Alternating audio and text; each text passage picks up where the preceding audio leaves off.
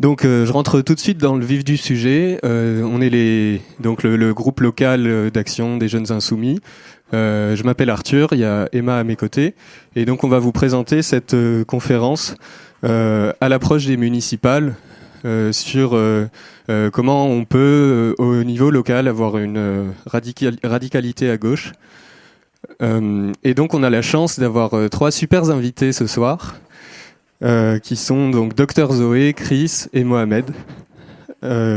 Donc Zoé et Chris, vous avez une chaîne qui commence à percer, qui est donc la Pas du Team, et aussi d'autres activités avec La Brèche, Position Revue. Est-ce que vous pouvez un peu nous expliquer ce que vous faites à ce niveau-là ? Oui, je vais répondre là-dessus parce que c'est moi la chef de La Brèche. C'est la présidente. Donc, voilà. Donc, une gestion parfaitement verticale, donc c'est moi qui parle. Non, voilà, on est une asso militante. On est surtout connu pour un travail de média internet en fait qu'on fait, aussi bien sous format vidéo que sous format écrit avec notre revue Position Revue. Et sur le format vidéo, on a plusieurs chaînes. Mais on a aussi une activité militante plus de terrain. On a des groupes locaux qui se mobilisent sur des campagnes. En particulier, on s'était beaucoup mobilisé sur le 10 septembre et sur le mouvement de grève qu'il y avait eu en septembre. Là, actuellement, on est sur une campagne qui s'appelle Plus jamais PS et je pense que son nom suffit à expliquer le Génération Plus jamais PS au pluriel. Voilà, pour montrer que nous avons tous été les victimes de ces gens. Voilà, et on fait aussi tout un travail de théorie politique. Nous, on est des communistes marxistes. Et on fait tout un travail de théorisation et d'actualisation du marxisme. Et notamment, on travaille beaucoup à regarder un petit peu quelles sont les évolutions actuelles de la population ici française, parce que bon, c'est là dont on parle, mais on pourrait utiliser ces outils pour d'autres endroits, et voir un peu comment là, dans la période de crise du capitalisme qu'on vit, il y a des potentialités de radicalité, des potentialités révolutionnaires, où aller chercher les gens, comment les mobiliser. Bref, voilà, en gros, c'est ça qu'on fait. Merci Zoé. Et donc, Mohamed, tu es prof en lycée et aussi engagé dans un collectif qui s'appelle Chambéry Avenir. Est-ce que tu veux nous en parler un petit peu ? Oui, donc bonsoir à tous et à toutes, content d'être parmi vous. Donc j'ai répondu à l'invitation parce que voilà, c'est des sujets qui me parlent. Alors je ne suis pas un expert de la politique ni des plateaux télé. On va essayer de faire au mieux ce soir pour essayer de relier un peu les ressentis, notamment du collectif, qui est un collectif, donc Chambéry Avenir, qui est un collectif de quartiers populaires. Alors peut-être expliquer un peu l'historique des quartiers populaires, pourquoi on en est là aujourd'hui, ce qui a été fait, ce qui n'a pas été fait ou ce qui a été mal fait surtout. Et donc voilà, nous sommes un collectif qui avait à la base comme objectif de réveiller les quartiers, lutter contre l'abstention, parce qu'il y a un constat qui a été fait où dans les quartiers populaires où les gens ne votaient pas, n'ont jamais voté. Il y a des gens qui ne sont jamais rentrés dans un bureau de vote. Donc on a fait un travail depuis 2020. Alors c'est tombé pendant la période Covid, mais on a quand même réussi à ramener beaucoup de gens dans un bureau de vote. Il y a des gens qui ont voté pour la première fois à 30 ans, 40 ans. Donc voilà, les gens en fait, quand on s'intéresse à eux, forcément ils y voient de l'intérêt. Et donc on a essayé de faire un travail depuis ce temps-là. Donc ça a un peu évolué avec le temps parce qu'effectivement on avait remarqué que appeler les gens à voter c'est une chose, mais les gens il faut leur donner confiance aussi. Parce que pourquoi ils ne votent pas ? Parce qu'il y a un manque de confiance, il y a des trahisons. Donc elle a parlé du Parti socialiste, pardon. Excusez-moi. Ma langue a fourché. Et donc voilà, donc les gens ils ont perdu espoir et donc on essaie de leur expliquer que eux ils peuvent être acteurs en fait. Ils peuvent être acteurs, ils peuvent se présenter à une élection malgré les difficultés parce que nous on l'a fait, parce que les gens nous ont dit on veut bien voter mais pour des gens qu'on connaît, des gens qui nous ressemblent. Et on y est allé, alors on expliquera peut-être tout à l'heure toute la difficulté quand on est dans une démocratie où normalement tout le monde peut se présenter à une élection. On remarque qu'en fait il y a beaucoup de barrières et on en reparlera peut-être tout à l'heure. Voilà. Merci à tous les trois. Du coup, aujourd'hui, donc pour cette conférence sur les municipales, on va discuter ensemble en faisant d'abord un rapide état des lieux de la situation et ensuite de pourquoi du coup une gauche radicale est nécessaire. Ensuite, on va faire une analyse électorale actuellement et depuis plusieurs années, la situation électorale à Chambéry. Et ensuite, pour voir quelle serait la stratégie pour gagner au municipal en mars 2026. C'est un enjeu énorme parce que on l'a vu avec les premières conférences aujourd'hui. Il y a déjà la fasciste qu'on peut observer avec l'islamophobie. Il y a des inégalités croissantes. Il y a de la grande précarité en France. Et donc, c'est vraiment nécessaire que la gauche radicale gagne aujourd'hui pour nous sauver de ce qui nous arrive dans la tête. Et c'est un enjeu à Chambéry parce qu'on est une ville quand même assez importante qui a eu un gros poids dans l'agglomération. Donc instaurer une gauche radicale, ça permettrait aux gens ici et maintenant de changer un peu le quotidien et de sortir les gens de sous l'eau. Enfin, c'est ce qu'on espère qu'il adviendra. Du coup, Mohamed, donc le collectif Chambéry Avenir a fait, donc comme tu disais, le constat que les représentants politiques abandonnent les quartiers populaires et ne les représentent plus. Et vous avez donc fait le choix de vous lancer dans diverses élections. Est-ce que tu pourrais nous expliquer rapidement, pour dresser un historique, comment les quartiers ont été laissés pour compte et quels sont les mécanismes qui sont derrière ? Oui, donc peut-être faire un historique des quartiers, enfin mon propre historique, ça sera peut-être pas une vérité absolue. Je vais parler de mon vécu. La situation des quartiers aujourd'hui, alors moi je suis né au Maroc, donc dans l'Atlas. Je suis arrivé en France en 82, donc rapatriement, regroupement familial on appelait ça, parce que j'avais un parent en gueule noire, donc mineur de fond. Donc j'ai grandi dans le Nord, je suis arrivé dans le froid, je ne comprenais pas un peu ce qui se passait. Mais bon, malgré ça, on a eu une enfance formidable, parce que le soleil qui n'était pas dans le ciel, il était dans le cœur des gens.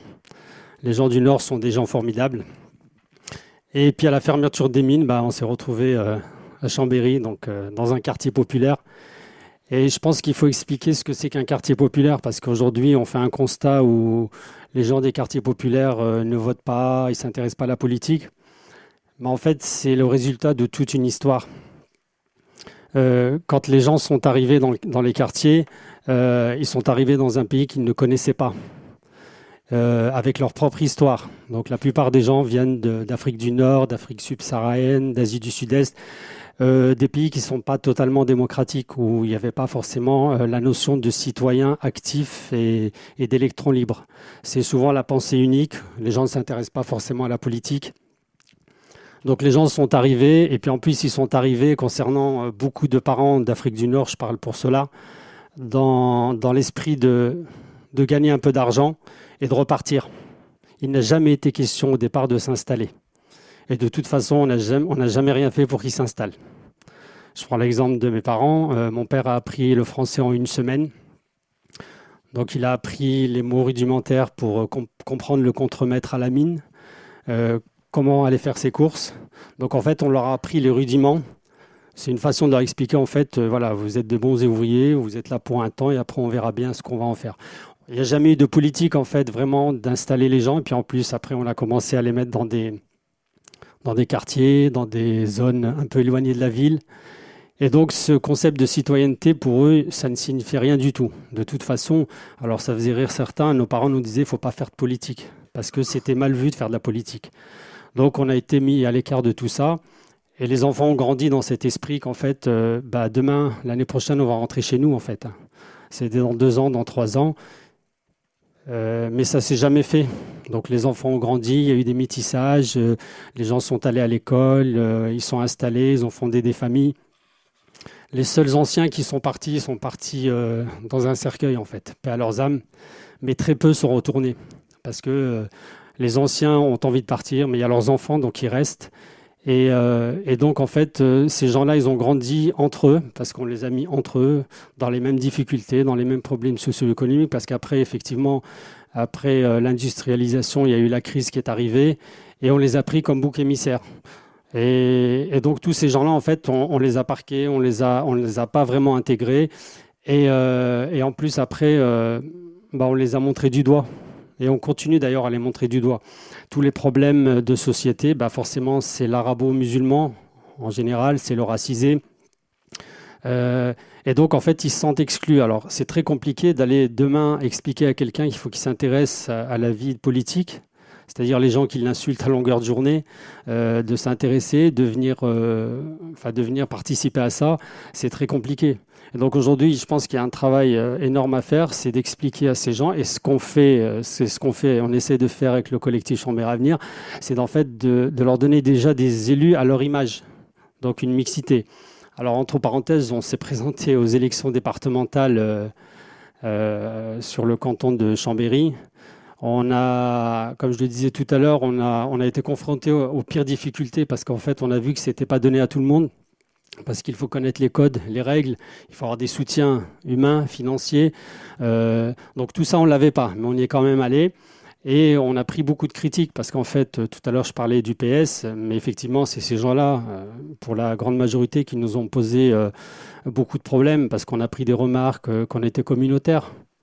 Alors, je leur ai répondu, moi, c'est pas mal l'architecte des quartiers, hein, donc j'ai grandi avec les gens avec lesquels on m'a mis. Donc, on nous a traités de communautaires parce qu'on était monochrome, mais je leur ai montré une photo du conseil départemental où il y avait que des blancs, excusez-moi, hein, mais...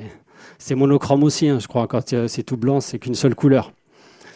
Et donc voilà, donc en fait, ils sont dans leur contradiction, mais il y a toujours ce mépris de classe qui dit en fait, comment un racisé issu des colonies veut s'asseoir à la même table que moi. Il ne se contente plus des miettes, donc il veut prendre ma place. Donc il y a cette crainte-là. Moi, je l'ai vu dans celui qui s'est présenté au nom du PS, qui allait arracher mes affiches dans mon quartier à 1h du matin. C'est quand même incroyable. Donc c'est là où on remarque en fait il y a une peur du réveil des quartiers et je crois que notre travail à tous c'est de montrer à ces gens que leur réveil peut tout changer. On peut avoir une nouvelle France, une France différente de ce qu'ils veulent nous montrer à la télé parce qu'aujourd'hui les médias font énormément de mal. Moi si je regarde la télé CNews le matin, je vais en vouloir à mon voisin musulman. Bon, je vais remarquer que je vais être musulman au bout d'un moment, ça va me faire remettre les pieds sur terre, mais c'est très compliqué. Alors, une petite anecdote, pas plus tard que ce matin. Alors, je raconte ma vie un peu quand j'étais sur un plateau de football. J'ai accompagné mon fils en 8 ou 9, donc c'est des gamins qui ont 8-9 ans. Et un papa a traité un enfant noir de 8 ans de sale singe. Voilà, fin du débat.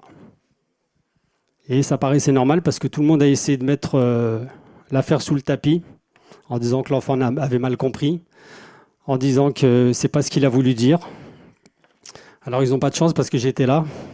Je fais partie de la commission de discipline du district de football de Savoie.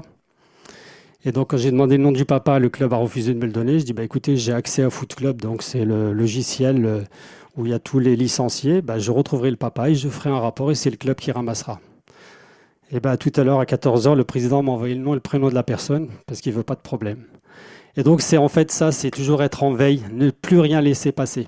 Parce qu'en fait, le fait de dire ça, c'est pas grave, on banalise le racisme. Et des gens ne se rendent même pas compte que c'est pas normal, en fait. Parce que si j'étais pas là ce matin, ça serait passé, le monsieur s'est excusé, on passe à autre chose. Et on banalise.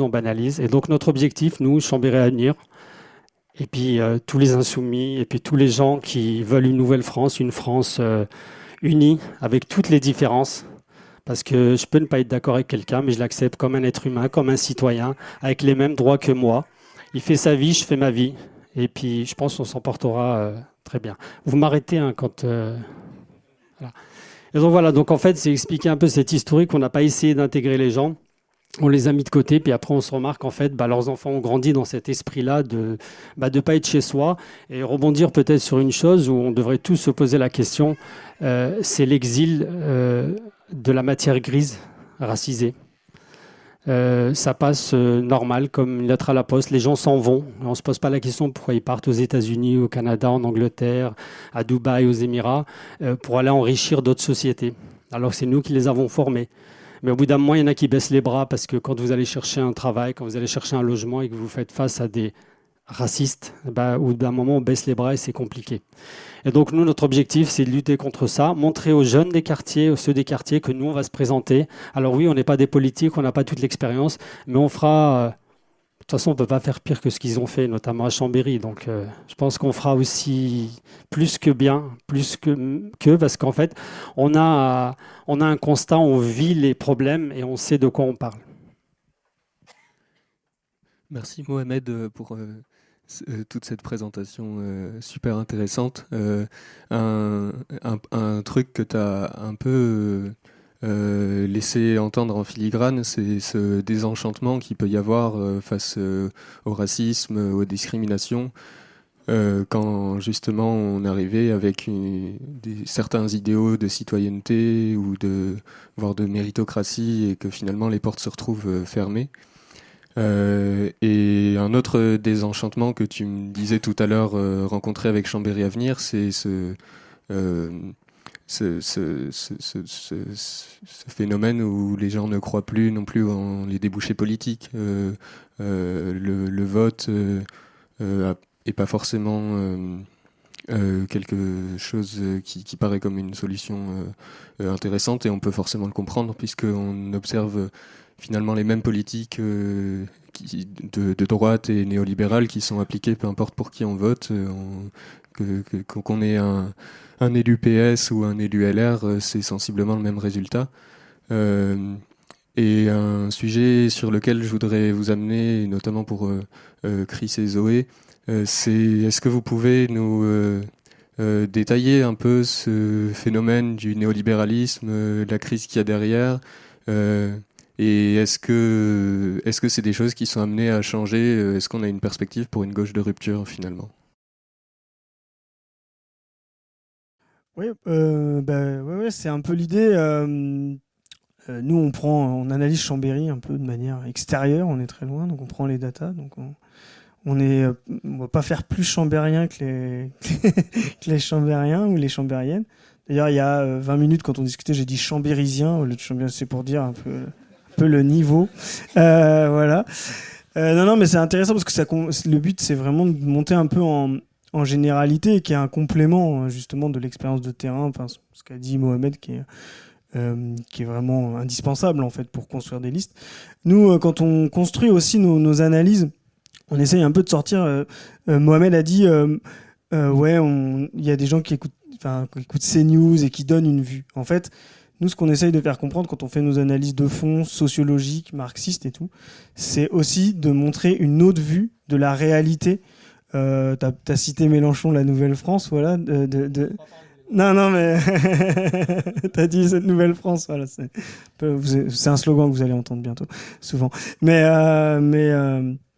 ouais, cette France-là, en fait, qui malgré tout est là, s'installe, même si justement elle est empêchée, elle a une force, et en fait, c'est ce qu'on appelle nous, et c'est la force. Tu as parlé de l'exemple racisé, mais nous aussi, avec Zoé, on fait aussi beaucoup de travail sur la féminisation, etc. Tous ces sujets révolutionnaires, racisés, les femmes, etc., s'installent progressivement. Et nous, ce qu'on veut montrer, c'est la réaction en face est réellement presque qu'une simple réaction à une vague de fond qui est en train de déferler. Et donc, il y a un progressisme, une révolution possible, une transformation de fond qui est en train de se faire. Et ce qu'on voit beaucoup à la télé paraît être hégémonique, l'extrême droite va déferler, etc. Mais en fait, c'est de l'écume. Et l'idée, c'est de dire, ils vont pas résister à cette nouvelle France. Ils vont pas, malgré tout ce qu'on fait pour empêcher, c'est ce que tu as dit, vous allez voir, ça ne résistera pas. Et donc, nous aussi, on veut donner du positif. On a 10 diapos pour vous donner un petit peu un autre aspect général de ça à Chambéry, justement. Il y en a en France, il y a des endroits plus progressistes que d'autres, on va le voir. Mais le but, c'est de ressortir et de dire, vous allez voir que vous allez gagner, en fait. Voilà, cette gauche de rupture va gagner en 2026. Ouais. Justement, donc, nous, ce qu'on a voulu analyser, et c'est dans la question, c'est de montrer ce désenchantement et cette transformation des blocs politiques. Donc en haut, vous allez voir, en fait, c'est des graphes sur du temps très long. Donc vous avez en bleu ciel et bleu foncé, le bloc de droite. En jaune, vous allez voir ce que vous avez, le bloc qu'on appelle centriste, central, voilà. Et en rose et rouge, vous avez la gauche, avec une gauche molle, sioniste, socialiste, voilà. Moi aussi, ça me fait ça. Mais vas-y. J'avais une critique parce qu'en fait, ça fait un ciel bleu. On aurait pu le mettre en gris. Parce que là... Ouais, alors que nous, le rouge, nous, on voit que le rouge. Et donc, si on prend plutôt à partir d'après la guerre, ce qui est intéressant, on voit, vous voyez, la polarisation avec ce qu'on appelait les partis de gouvernement républicains, le PS et l'UMP, avant c'était RPR, etc.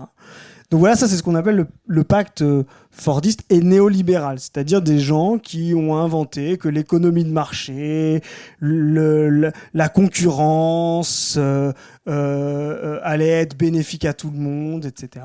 Et pendant un temps, ça a été assez fonctionnel. On a vu une moyennisation du pays, un niveau de vie important augmenter. Mohamed l'a dit très bien. Ce pacte néolibéral, c'est pas fait que de manière gentille.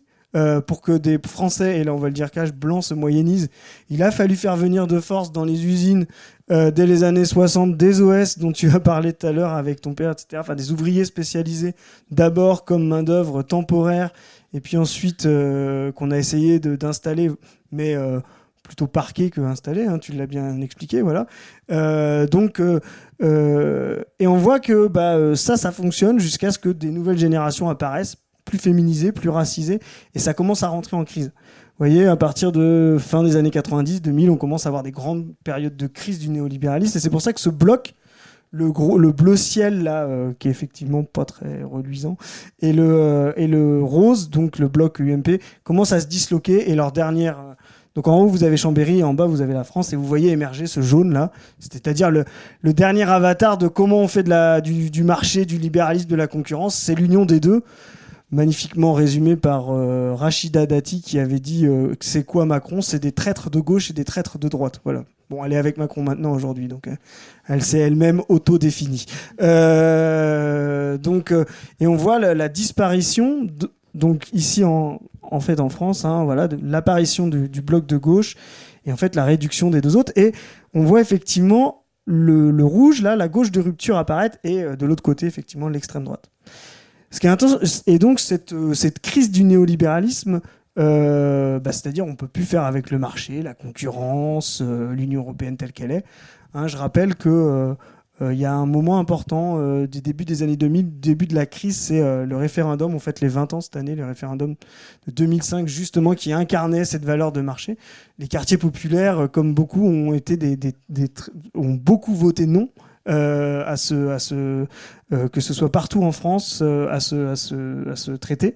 Et donc on voit l'échec du néolibéralisme se reforme en Macron et commence à proposer deux formes d'alternatives à ça. Et vous voyez, à la fin, on arrive à 3 blocs en France, ce qu'on appelle les 3 blocs, le bloc de droite, d'extrême droite. S'il y a des gens qui savent faire la différence entre la droite et l'extrême droite, aujourd'hui, vous nous expliquez, nous on fait beaucoup d'analyses tous les jours, plus on analyse, moins on trouve les diffs entre Retailleau, Le Pen, voilà. Et par contre, on voit aussi dans le bloc de gauche, là par contre, on a moins de mal à trouver la différence entre Jérôme Gage et la France Insoumise, par exemple. Voilà, c'est. Et donc, ce qui est intéressant, c'est qu'on voit ces 3 blocs. Là, on arrive à la fin, 2024, on voit vraiment un bloc de droite, un bloc centre, un bloc très égalitaire. Enfin, très égalitaire.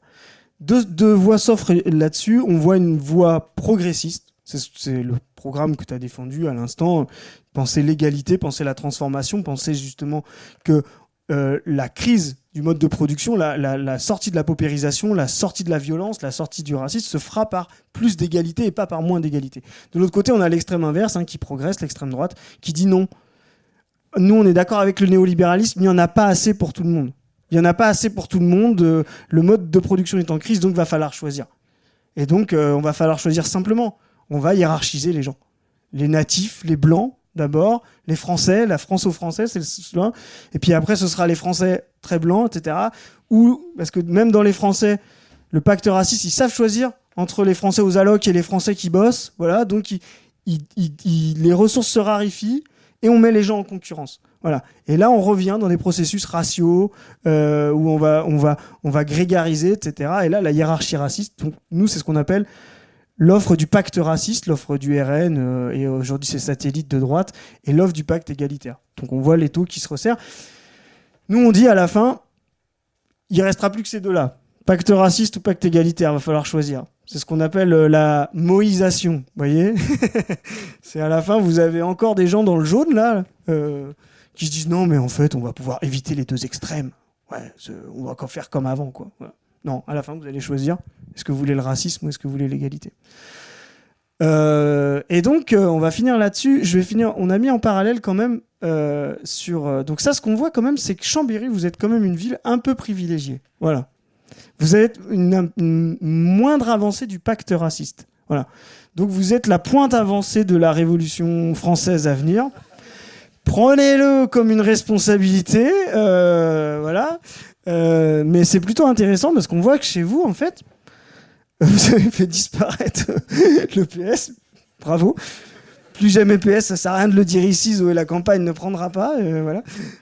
Il reste encore un moment à la municipalité, de ce que je crois. 3 mois. Voilà, et donc en fait on voit cette disparition et on voit que le bloc central, lui, est en train plutôt de progresser sur l'espace de droite. Et on voit par rapport à la France un bloc d'extrême droite qui progresse. Il ne faut pas non plus l'amenuiser. Et Monira, la camarade... Je te réveille, Monira, excuse-moi. L'a bien rappelé, ils ont aussi du potentiel de progrès parce que la crise que provoque le néolibéralisme provoque de l'islamophobie qui alimente ce pacte raciste, etc. Et donc, ils mangent là, et donc l'idée, c'est de se dire, voilà, comment on fait en sorte que cet élan qu'on voit sur la gauche de rupture parvienne à Chambéry. Je vais quand même montrer quand même un petit peu une tendance, tu l'as bien dit, Mohamed, c'est qu'on a quand même en parallèle une hausse quand même de l'abstention générale. Là, je vous ai mis l'abstention présidentielle, on va voir un zoom présidentiel quand même, pour montrer que malgré ce qu'on voit sur la dynamique de rupture, il y a encore beaucoup de gens qui se sentent à l'écart de ça. Et ça, c'est intéressant, c'est souvent les classes populaires, les gens jeunes. Moi, j'ai souvent tendance à dire, on dit souvent ces gens-là sont dépolitisés. Moi, j'ai souvent tendance à dire ils sont ultra politisés. En fait, ils sont trop politisés pour l'espace politicien tel qu'il est aujourd'hui. Pour eux, la politique, c'est une question de vie ou de mort. C'est une question de comment on finit les fins de mois. C'est une question de comment on élève les gamins. C'est une question de comment on chauffe au quotidien. Et quand il y a des traîtres pour qui on vote d'un côté et d'un autre, là, le bleu ciel et le rose, je sais pas quoi, là, le rose brun, et du coup, qui à chaque fois ne changent rien à vos vies, vous êtes ultra politisés. Toute question politique, pour vous, n'est pas répondue par ces gens qui sont sous-politisés. Et les dépolitisés, c'est eux. C'est ceux qui sont dans les mairies, là. C'est ceux qui font croire qu'on ne peut pas changer les choses. Voilà. Et donc, la gauche de rupture, c'est aussi d'aller chercher ces gens-là. Les gens pour qui la politique doit changer la vie. Si elle ne change rien, ça ne sert à rien de se déplacer. Voilà. Donc, ça, c'est la moïsation de Chambéry. Peut-être je vais compléter justement avec ça pour montrer quand même, dans cette dynamique, on revient sur du positif. Je vous ai mis, donc, vous les connaissez tous, 2012, 2017, 2022, la dynamique de cette gauche de rupture. Donc on a en 2012, le dernier moment là, de cette UMP et puis PS. Là. Donc un révolutionnaire bien connu, François Hollande. Alors vous avez en barre colorée complète Chambéry. Et en barre avec en blanche à côté les votes de la France, pour que vous puissiez comparer les votes de Chambéry au présidentiel, etc. Donc vous avez Chambéry qui vote 30% pour François Hollande, qui y croit. Voilà. Et à l'époque, on a Marine Le Pen qui fait 13%, alors qu'il fait 17% au niveau de la français. Mélenchon commence à apparaître, on voit les deux apparaître, Sarkozy est encore là. Tu l'as dit tout à l'heure, ça c'est... Pour nous, dans nos analyses de fond, c'est vraiment la fabrique du RN, la fabrique du pacte raciste. C'est l'échec, les trahisons des socialistes de A à Z. C'est vraiment, et c'est on vous vend, faut s'allier avec eux pour pouvoir, soi-disant, contrer l'extrême droite. Non, s'allier avec eux, c'est à la fin faire monter l'extrême droite. C'est se trahir que de se mettre avec des traîtres. Et ça, vous le voyez ici. Vous voyez, en 2012, il y a un dernier moment, plus personne ne croit en Hollande. Je ne sais pas s'il y a peut-être des gens qui croient encore en Hollande aujourd'hui. Il essaye de revenir. vous verrez. Voilà. Donc on a cette quadripartite là, et en 2017, ça disparaît. Le PS disparaît. Macron recapte, voilà. Ce qui est très important, c'est qu'on voit donc l'apparition de la France Insoumise. En 2012, c'était le Front de gauche. Voilà. L'apparition de la France Insoumise, vous êtes quasiment au même niveau, 24 et 26. Donc on voit le Chambéry en avance sur la gauche de rupture. Fait significatif, le RN ne progresse pas non plus. Vous voyez, on passe de 13,7 à 14,1, alors qu'il monte bien plus entre 2012 et 2017. Et alors 2022, on regrette tous que Chambéry ne soit pas la France, que la dictature de Chambéry ne puisse pas s'imposer sur les autres départements, parce qu'en 2022, c'est vraiment incroyable. On a le même score de Marine Le Pen, on a toujours une progression à l'échelle nationale, pas de progression à l'échelle, une baisse de Macron, un sous-dimensionnement, et 32% de Chambériens et Chambériennes votent pour Mélenchon au premier tour. Donc c'est votre score minimal de mars. Voilà. Non, mais c'est vrai que ça donne une belle image de nous, on ne se voyait pas comme ça.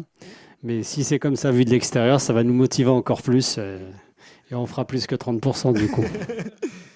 Donc non, c'est vraiment très significatif. C'est qu'en fait, il y a, et on va le voir pourquoi, parce qu'on va faire une analyse sociologique matérialiste, il y a une vraie dynamique du pacte égalitaire à Chambéry. Les gens voient la crise du néolibéralisme, parce qu'on voit l'effondrement des deux autres partis, on voit même Macron qui recule. Voilà. Mais pour l'instant, les Chambériens et Chambériennes font le choix du pacte égalitaire par rapport au pacte raciste pour sortir de cette crise. Et c'est pas un hasard. C'est pas un hasard. C'est que vous avez des classes sociales, tu l'as parlé tout à l'heure, des gens qui portent en eux fondamentalement le progressisme. On va le voir. Des gens... je vais repasser la parole après, mais des gens pour qui le pacte raciste ne sera pas la solution, de toute façon, parce que pour eux, ce sera critique. Je finis pour la dernière vue, quand même, une élection, pour vous remontrer à quel point Chambéry est la pointe avancée du progressisme. Si vous aviez encore des doutes après les deux premières slides. Diapo, pardon. Ça, c'est mon problème. Si Jean-Luc était là, il me mettrait une claque. Mais... donc vous voyez, en fait, alors ça se voit peut-être pas trop, mais on voit le candidat NFP aux dernières élections 2024 fait 45% sur la commune de Chambéry, alors qu'il fait que 36% sur la Circo, il est quand même en tête. Derrière, on a encore le pacte macroniste, et ensuite on a le Rassemblement national. C'est très intéressant parce qu'en fait, on sait qu'il y a eu un retrait du candidat macroniste, mais en fait, si on est honnête... le NFP aurait quand même gagné même sans le retrait du pacte macroniste. Voilà. Il y a assez de reports de voix quand on est à 45 entre les deux, et on voit le deuxième tour, on voit 67% de gens qui votent NFP, qui votent pour le pacte égalitaire, par rapport à 32% qui votent le Rassemblement national. Et si on regarde le reste de la Savoie, les circos, on voit vraiment une circo avancée sur du rouge. On voit quand même un effet de moïsation. Vous vous rappelez, la moïsation, c'est le fait d'être soit le pacte raciste, soit le pacte égalitaire.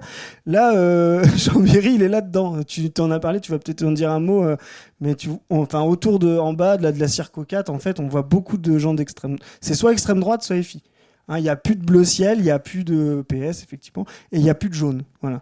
Donc les autres autour sont moins, mais là on voit vraiment cette dynamique-là, quoi.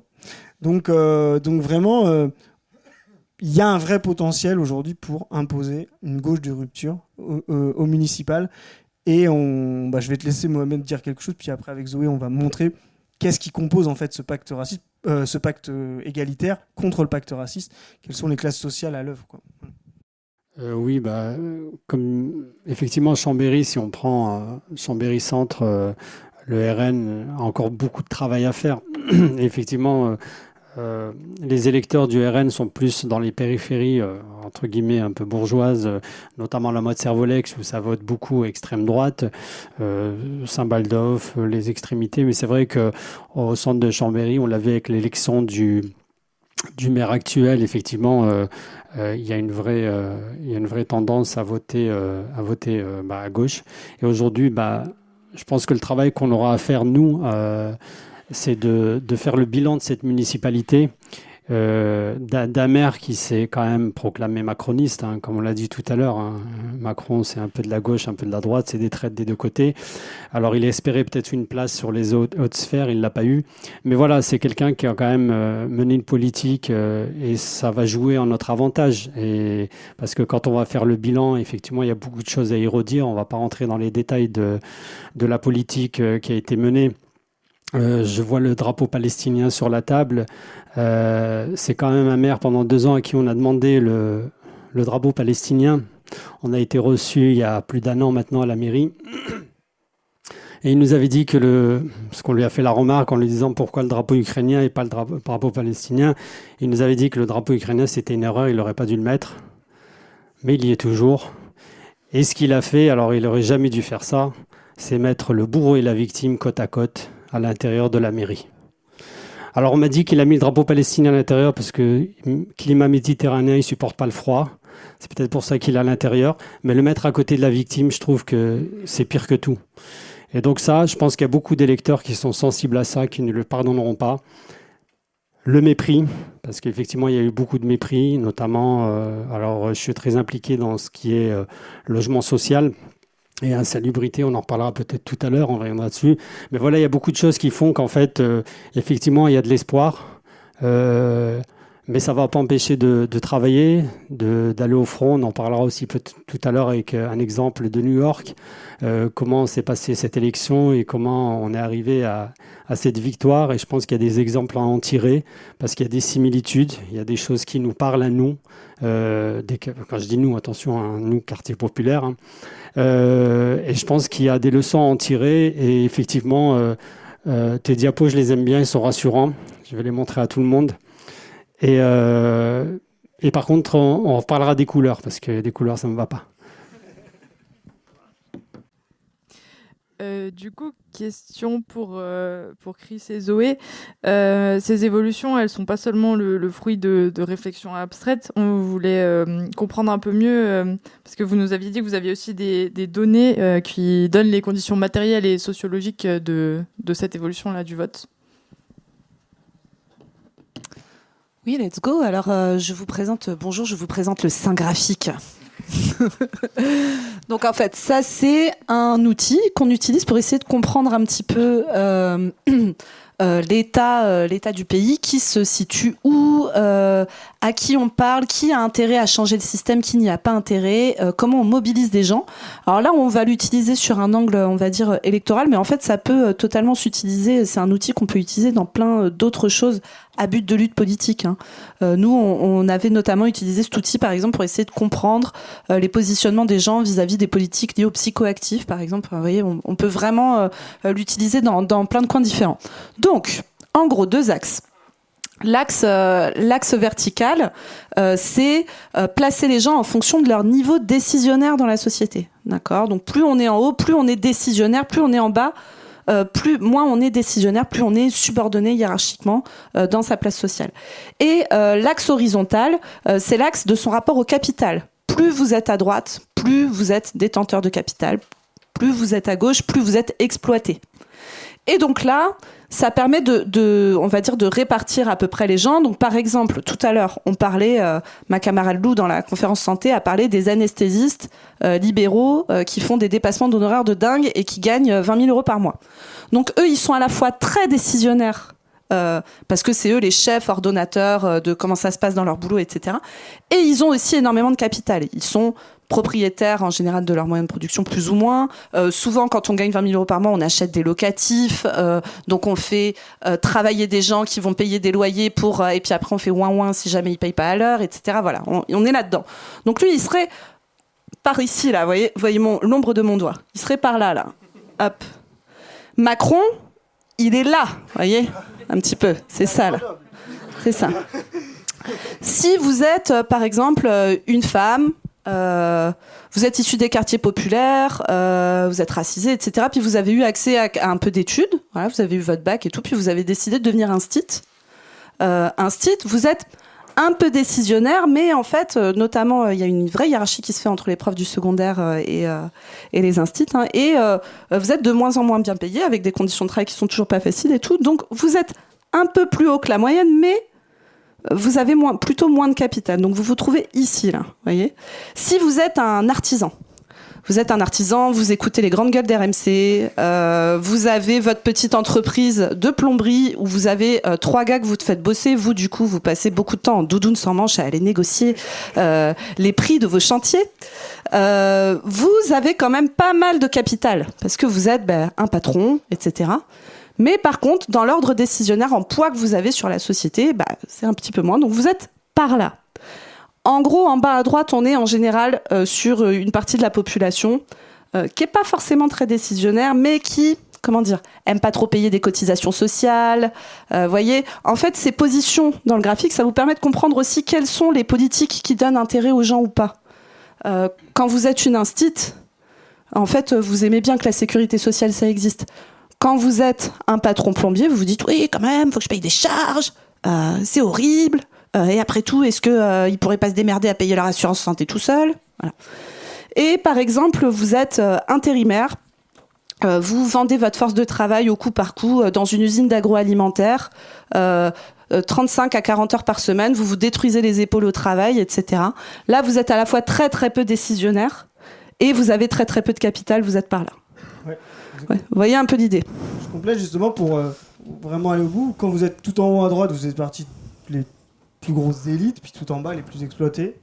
Tu disais tout à l'heure sur les OS venus les ouvriers spécialisés venus dans les années 60. Eux, ils sont là. Moins 10, quoi. Aucun capital, aucun. Voilà, c'est vraiment le plus bas. Des exploités. Donc en fait, quand vous êtes en bas à gauche, vous faites partie des gens les plus précaires, les plus exploités, puis en haut à droite. Puis sur les côtés, vous avez des gens un peu polarisés. Et ce que nous, on va voir, c'est qu'en fait, tout ça, c'est les populations de la France et ça compose des villes. Il y a des compositions de vote, par exemple. Je vais laisser Zoé, mais en fait, par exemple, la composition des gens qui votent pour Éric Zemmour vont plutôt se trouver là. Les gens qui votent, on va le voir ensuite, Mélenchon-Macron vont se trouver différemment. Et donc là, on va regarder, je te laisse Zoé, on va regarder la position de Chambéry, c'est-à-dire sa composition et où elle se retrouve dans le graphique. C'est ça. Donc ça, c'est la moyenne de tous les gens de Chambéry. À Chambéry, il y a des gens là, il y a des gens là, il y a des gens là, etc. Mais en moyenne, le Chambérien, c'est ça ? Ouais, c'est ça. Ou la Chambérienne se trouve par là. Et on va tout de suite comparer à la France, vous allez voir. Alors vous allez voir, c'est très près, mais à l'échelle sociologique, c'est important c'est les différences. C'est ça. En fait, il faut plutôt voir la dynamique où ça tend. C'est-à-dire qu'on va voir la France, par rapport à la chaîne, elle est beaucoup plus axée à gauche et sur une forme de diagonale là, du travail. Et la France, en fait, va avoir beaucoup plus de retraités que Chambéry, beaucoup plus d'artisans, commerçants, dont Zoé a bien rappelé que c'est des gens plus réactionnaires, les artisans commerçants qui votent traditionnellement plus à droite. Et c'est ce qui fait que Chambéry, justement, est beaucoup plus orientée vers le pacte égalitaire, vers la solidarité, parce qu'elle est moins composée de classes réactionnaires. Voilà.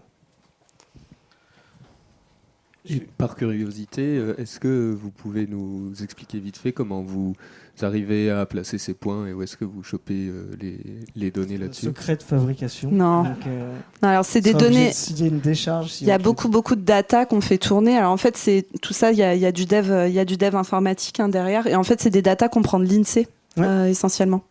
Voilà. Qui est...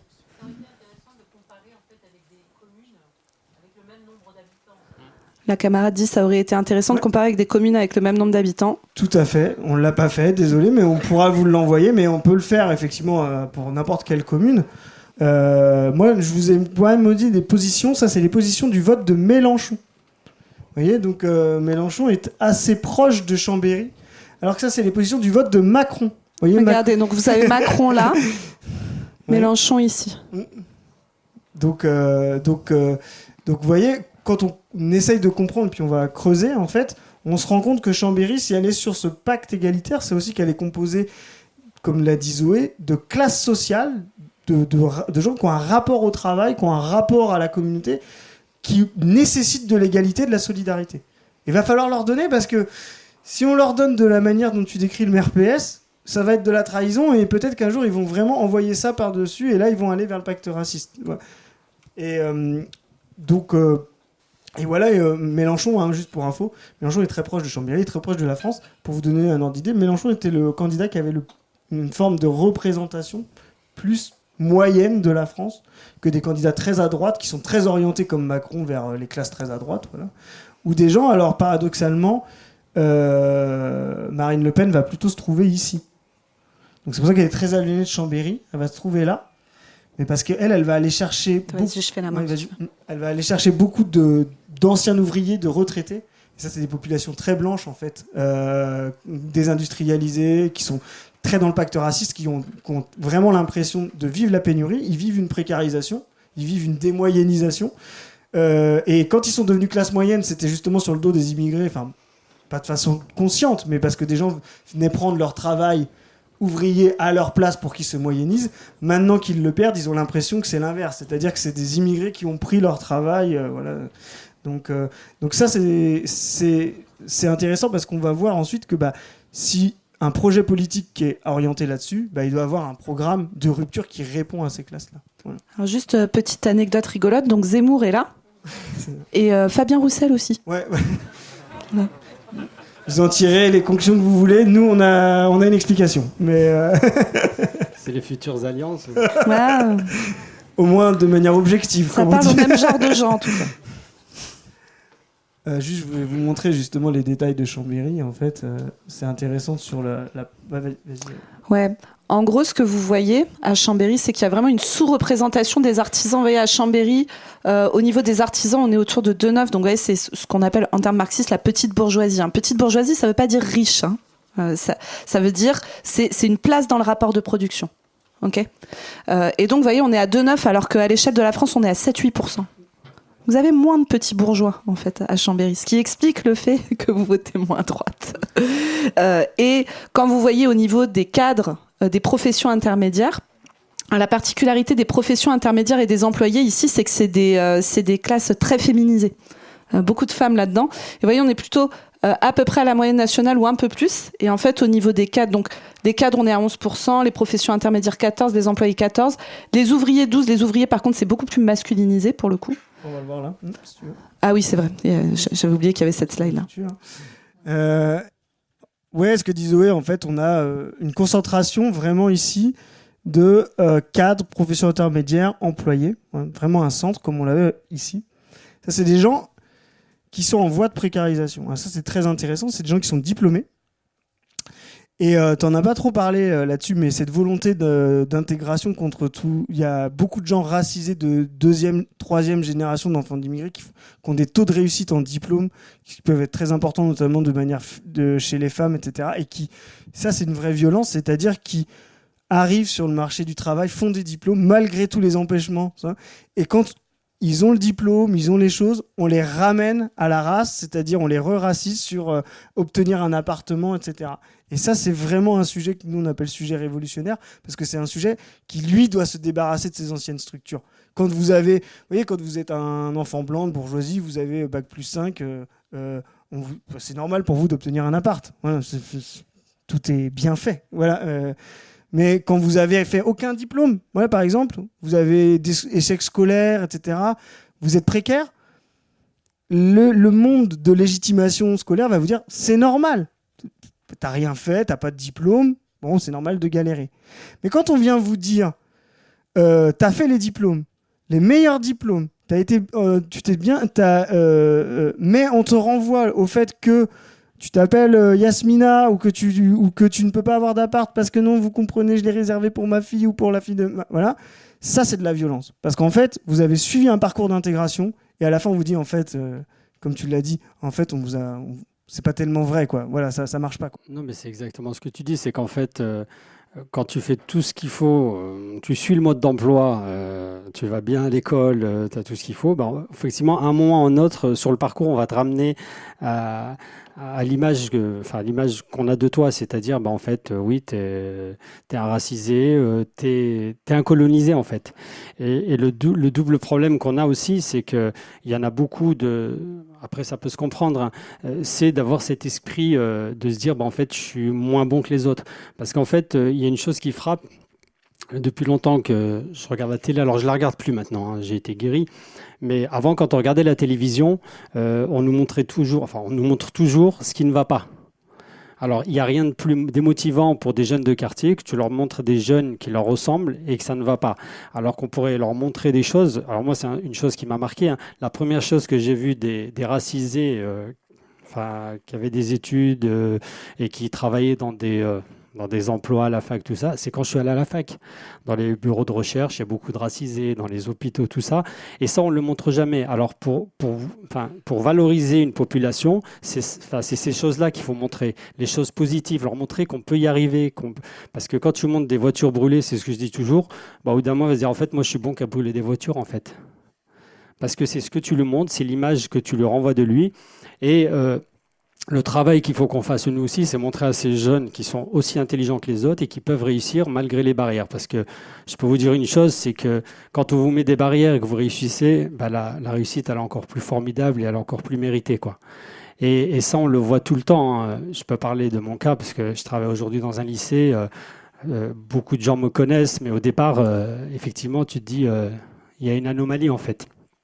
Tu es arrivé là, tu prends la place de quelqu'un, tu revendiques des choses, tu fais les choses des fois mieux que certains et tu vois que ça dérange dans les yeux, hein, dans les yeux de certains, parce qu'en fait, ils ont un schéma colonial, hein, il faut le dire, hein, dans leur esprit. Et des fois, ils ne s'en rendent même pas compte parce que les réactions, on le voit sur les plateaux de télévision, des fois le dénigrement, enfin le racisme qu'il y a envers certaines personnes. Vous savez, il n'y a rien de plus dégradant quand je suis assis devant ma télé et qu'on me présente le représentant des musulmans de France, imam de Drancy. Pardon ? Alors déjà, pour ceux qui ne le savent pas, il habite à Dubaï depuis 10 ans, je crois maintenant. Il n'est plus imam de Drancy. Mais on le présente toujours à la télévision comme le représentant des musulmans, imam de Drancy. Alors c'est vrai que je n'étais pas fort en français, moi je suis un scientifique. Mais bon, il n'arrive pas à aligner 3 mots, quoi. Enfin, il n'y a pas plus insultant que ça. Et c'est toute l'image, en fait, qu'on a du racisé. Et en parlant de ça, d'ailleurs, une fois, on avait fait une rencontre quand il y a eu, je ne sais plus ce qu'il y a eu comme événement, et une dame, elle m'a dit « Ah, moi, j'adore ces chalgoumis, hein, quand il... » Ah, je la regardais, je dis « Pardon, madame ?» Alors, elle ne comprenait pas que je n'étais pas d'accord avec elle. Parce qu'en fait, pour elle, c'est le représentant. Il dit ce qu'on a envie d'entendre. Alors, il le dit mal... Des fois, on ne comprend pas tout. Il faut un traducteur. Mais voilà, en fait, on veut des racisés qui marchent droit, qui font ce qu'on leur dit de faire et qui ne demandent pas des choses et qui ne réclament pas surtout des choses qui nous appartiennent à nous. C'est-à-dire, voilà, et c'est ça toute la problématique qu'on a. Et il y en a beaucoup aujourd'hui, et je le vois, des racisés qui deviennent entrepreneurs parce qu'effectivement, c'est très compliqué de trouver un travail. Ils lancent leur propre société. Et on le voit de plus en plus. Et heureusement, c'est des choses qui marchent. Il y en a beaucoup qui réussissent. Voilà, donc ils ont choisi, on leur a fermé une barrière. Ils ont essayé de passer par un autre chemin. Et voilà, et c'est un combat de tous les jours. Hein. C'est un combat de tous les jours. Et comme je vous dis, le problème, c'est que certains regardent trop la télévision, on les endoctrine. Et quand tu es face à cela, les gens ne comprennent pas ta réaction. Quand tu dis c'est pas normal, c'est pas comme ça, il faut pas se laisser faire. Et à nous aussi de se battre contre ça, parce que je peux vous dire, c'est un travail de tous les jours d'aller dans le quartier, d'expliquer aux jeunes qu'on ne peut pas tous finir malheureusement comme certains finissent. Tout à l'heure, si vous êtes d'accord, je vous lirai un texte de Amin Kessassi, je ne sais pas si vous voyez qui c'est. Attends, je me permets, je suis désolée, je te coupe, c'est juste le temps, il commence à filer un petit peu, et ce serait bien, enfin tu nous liras le texte et tout, mais c'est juste pour qu'on passe un peu à la partie stratégique. Je crois que vous aviez une analyse démographique, mais si on veut avoir le temps que le public puisse peut-être vous poser des questions, si ça, enfin, je sais pas si ça vous va, mais que... passe à la partie stratégique qui nous intéresse sur les municipales. On va super vite, mais... Ouais, sinon on fait ça, vraiment, ok, on fait ça, vas-y, après on passe voilà, donc le Chambéry est composé de ce cœur-là, en fait, cadres, professions, employés, donc des gens qui ont quand même des niveaux de diplôme, mais on le voit, en fait, vous voyez, c'est beaucoup féminin. Voilà, donc c'est vraiment important, hein, de la même manière que c'est un sujet... opprimé, ça pousse justement à être beaucoup plus transformateur. On fait très très rapide là-dessus, c'était un zoom sur les cadres pour vous montrer aussi quand même, donc on est toujours à Chambéry, hein, vous voyez dans les sujets dont on parlait tout à l'heure, les écarts de salaire en fonction du sexe chez les cadres de Chambéry. Et donc vous voyez le plus haut niveau d'écart, c'est chez les cadres. Donc là, vous voyez typiquement vous faites les mêmes études, vous faites les mêmes diplômes, et puis on vous ramène à votre genre quand vous êtes une femme. Pareil comme on rappelait justement à la race. Donc là, vous pouvez pas, comment dire, vous avez tout fait, quoi. Et souvent, en plus, comme je disais, ça se croise avec la race, c'est aussi des femmes racisées. Ce que tu as dit, je vais te laisser Zoé faire autre chose, mais on voit effectivement, tu as parlé tout à l'heure, les gens, ils y croient plus. On les sort du salariat, on leur donne pas leur salaire, etc. Ils montent des entreprises. Et vous voyez l'effet du macronisme ici sur ce graphique-là, Zoé. Hop, il y a eu toute une part de montée, de fabrication de gens d'entreprises individuelles, parce que les gens, ils ont dit, en fait, moi, j'arrive, ma chef, elle est raciste, mon chef, Zoé, il est sexiste, voilà. Alors que bon, voilà, j'ai mon master et tout. Et donc, je me casse et puis je sors du salariat. Tout ça, c'est une forme aussi du néolibéralisme de résister. Parce qu'il va vous désocialiser. Il va faire en sorte que vous fassiez votre petit truc chacun dans votre coin. Et que vous fassiez pas une transformation radicale, solidaire, collective. Voilà. Et on voit, il y a un truc quand même de crise sur Chambéry, c'est qu'on voit quand même un revenu moyen par habitant qui est en train de baisser. Donc ça, c'est intéressant parce qu'en fait, on voit, si on regarde l'espace des classes, on va se dire, Chambéry, plutôt des gens qui sont hauts dans les classes, etc., qu'on fait des diplômes. Donc c'est plutôt... Ouais, mais en fait, c'est cet espace-là qui commence à être rogné. On a fait de l'extorsion de plus-value énormément sur les ouvriers. On commence maintenant à en faire sur les métiers un peu plus techniciens, un peu plus supérieurs. Et donc, une ville comme Chambéry, qui pourtant dispose de beaucoup plus de professions de classe moyenne, est quand même en train de se paupériser. Oui, c'est ça. Et juste pour finir, on fait rapide. L'autre truc à regarder un peu sur Chambéry, c'est que la population, donc ça, vous voyez, c'est l'âge moyen des populations entre 1960 et 2022. Les pointillés, c'est la moyenne nationale. Et ce que vous voyez sur Chambéry, c'est qu'en fait, c'est une ville qui vieillit moins vite que le reste de la France, en gros. Et donc là, en fait, tout ce qu'on est en train de vous dire sur les enjeux de baisse de revenus, sur les enjeux d'une ville qui est jeune, etc., et sur la place aussi d'un prolétariat qui est plus qualifié, mais aussi plus féminisé, plus racisé. En fait, ça fait des gens, si on vous embête avec tout ça, c'est que les situations où les gens ont envie de changer des trucs, les situations révolutionnaires, c'est pas forcément quand il y a des gens très exploités par des gens très exploiteurs. C'est quand il y a des gens qui ont des conditions concrètes, matérielles, qui commencent à leur permettre de se dire, en fait, j'aimerais que ça se passe autrement. Le féodalisme, ça a duré un millénaire en France. Pourtant, les serfs étaient très, très, très, très, très dominés, violentés, etc. Mais ça a duré un millénaire parce que c'était, entre guillemets, fonctionnel, pas dans le sens où ça fonctionnait bien, mais dans le sens où l'ordre était respecté.